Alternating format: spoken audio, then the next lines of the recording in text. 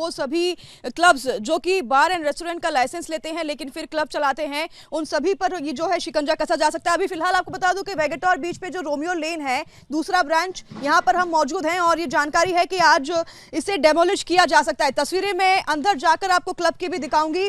काफी ज्यादा ये क्लब जो है बड़ा है और तस्वीरें देखिए, नीचे डीप में जाना पड़ता है, नीचे बहुत ज़्यादा अंदर जाना पड़ता है तब जाकर वो क्लब आता है। और पूरा जो क्लब है लकड़ियों का बना हुआ है। आज इस क्लब को डेमोलिश किया जा सकता है। तस्वीरें लाइव देखिएगा, हम आपको दिखा रहे हैं। ये रोमियो लेन दूसरा ब्रांच है इन लूथरा ब्रदर्स का। 3 ब्रांच गोवा में इनके यहाँ पर हैं, जिसमें एक मामास बॉय भी है।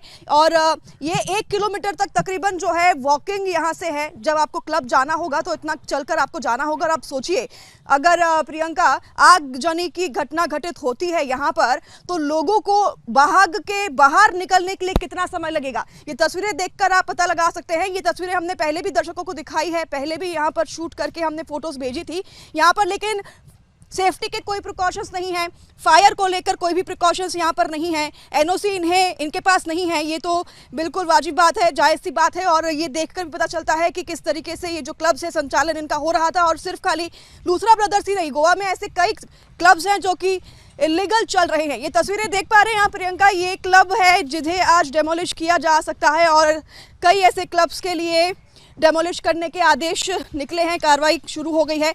ये देखिए, क्लब नीचे से शुरू होता है और ये सब जो काम आप देखेंगे ये पूरा वुडन का है।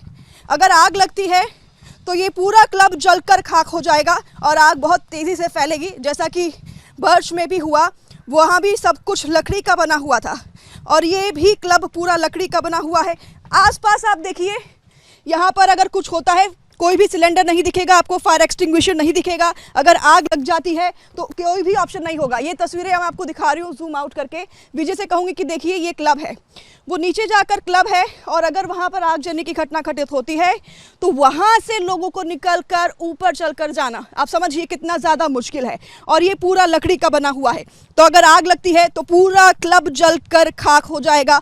आसपास कोई सिलेंडर नहीं दिख रहा है, फायर एक्सटिंग्विशर नहीं दिख रहे हैं, कोई भी सेफ्टी प्रिकॉशंस नहीं दिख रहा है। तो ऐसे में अगर लोग फंस जाते हैं, आग लगती है, तो फिर उनका मरना फिक्स है। और ये देखिए तस्वीरें आप, यहाँ से नीचे आकर ये क्लब है, ऊपर से हमें इतनी दूरी का जो रास्ता है वो तय कर आना पड़ता है। और मेरी भी सांस फूल जा रही है क्योंकि ये इतना लंबा रास्ता है, यहाँ पर चल के आना जो है काफ़ी ज़्यादा मुश्किल है। और हम इस क्लब में भी जब आते हैं तो ये आउटस्कर्ट्स में है, मतलब गाड़ियों का भी आना बहुत मुश्किल है क्योंकि सड़कें नहीं बनी हुई हैं क्लब में आने के लिए।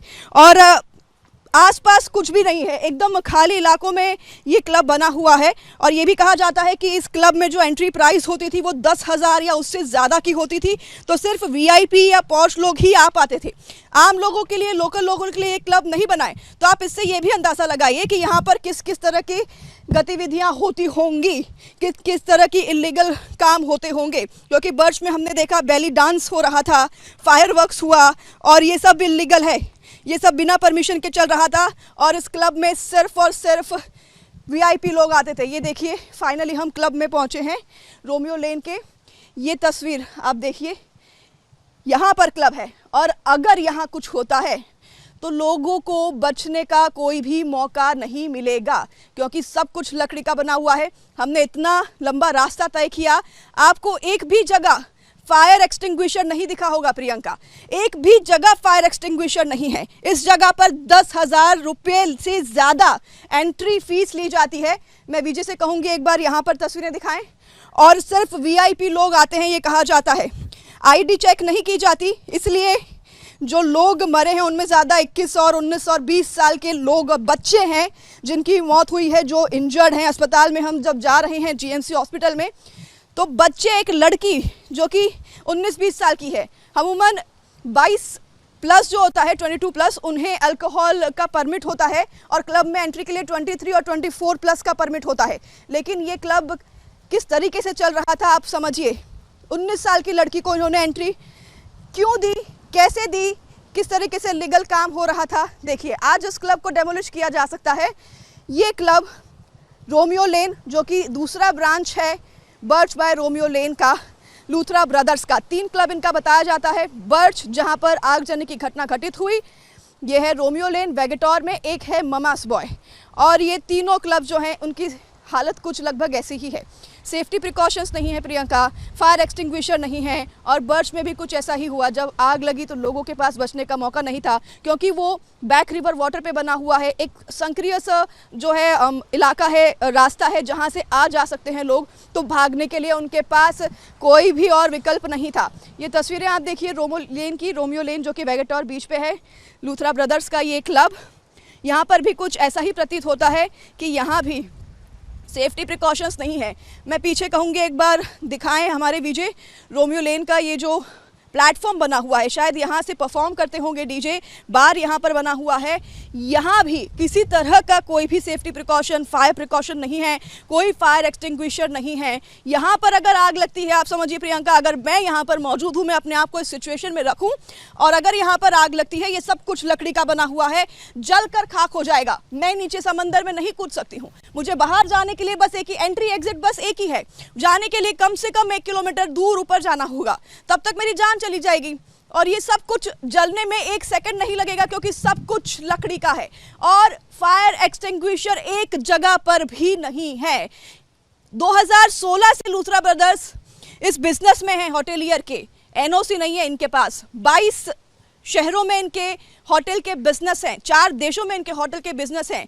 3 जो क्लब है उनका खुलासा हमने किया है जो कि गोवा में है। सोचिए, जो इतने सारे संचालित क्लब हो रहे हैं वहां पर कितना उल्लंघन हो रहा होगा। गोवा में सिर्फ लूथरा ब्रदर्स ही नहीं, कई ऐसे लोग हैं जो कि अवैध गतिविधियां कर रहे हैं, इलीगल क्लब्स चला रहे हैं, बार एंड रेस्टोरेंट का वो लाइसेंस लेते हैं और फिर क्लब चलाना शुरू करते हैं, जिसमें बेली डांसिंग, जो कि हमने तस्वीरें देखी, वो होता है, नार्कोटिक्स का इस्तेमाल होता है, और फायरवर्क्स जैसे कि हमने देखा जिसका कि एनओसी नहीं होता, उसका इस्तेमाल होता है। परमिशन किसी चीज का नहीं है, लेकिन ये काफी समय से चल रहा है। अब इसके पीछे कौन है जिम्मेदार, ये कार्रवाई होने पे पता चलेगा। तस्वीरें एक बार फिर से मैं आपको दिखाऊंगी, दर्शकों को फिर से एक बार दिखाऊंगी। ये तस्वीरें देखिए, यहाँ पर एक सिलेंडर हमें दिखाई देता है, पर लगता है कि ये अभी यहाँ पर रखा गया है और ये काफी ज्यादा एक्सपायर है। ये इस्तेमाल करने की स्थिति में बिल्कुल नहीं लग रहा मुझे। ये सिलेंडर अभी यहाँ पर मुझे लगता है कि होगा, लगाया गया होगा। ये सिलेंडर हम आपको दिखाएं, कैमरामैन को कहूंगे एक बार जूम करके दिखाएं। ये बिल्कुल भी इस्तेमाल करने की स्थिति में नहीं है, और अगर इसके एक्सपायरी डेट को भी हम देखने की कोशिश करें तो वो नहीं दिखाई देगा, ब्लर है, क्योंकि ये काफी पुराना है। और इस एक फायर एक्सटिंग्विशर पर पूरा क्लब टिका हुआ है।